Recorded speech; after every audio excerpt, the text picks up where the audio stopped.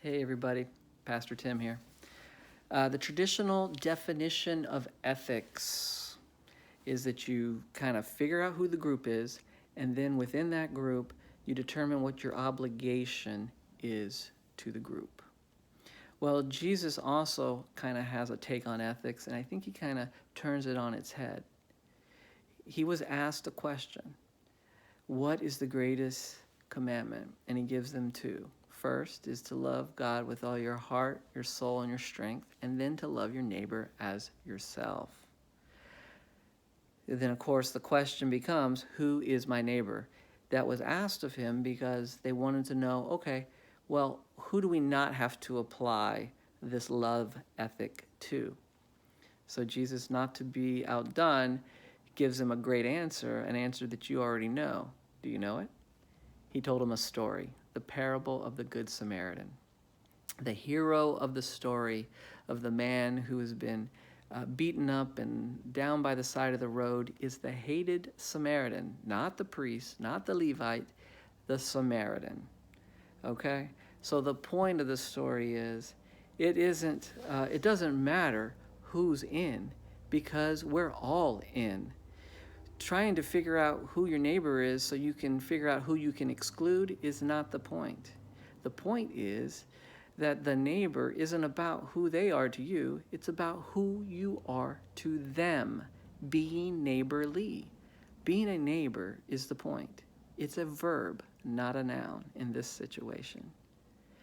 We need to be more neighborly right now.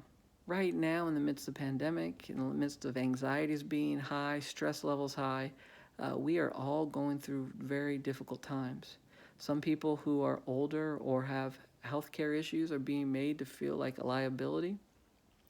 To people who need to get back to work, we get that. People need to be working.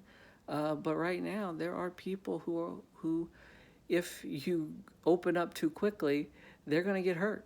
They're being made to feel like they could be expendable, that their life is not as valuable as other lives. And that's not true. That they're being made to feel like they're holding people back. It's not true. We need to call out these behaviors and say, hey, let's take a breath and let's all be more neighborly with one another. We get it. People are hurting, not just health-wise, but also economically. But the reality is we're not going to get back to fully open and operational in our economy until this healthcare crisis goes away, until we have some assurances. People are not going to leave their homes just to take a risk if they feel like it is risky. So we all have to just take a breath. We need to take a step back, and we need to be more neighborly with one another and not make people feel like they are a liability, expendable, or holding anybody back. No. We need to care for one another, okay? So Jesus taught us a valuable lesson so many years ago, and we pray that that lesson can be on your heart this week. Let's be neighborly, okay?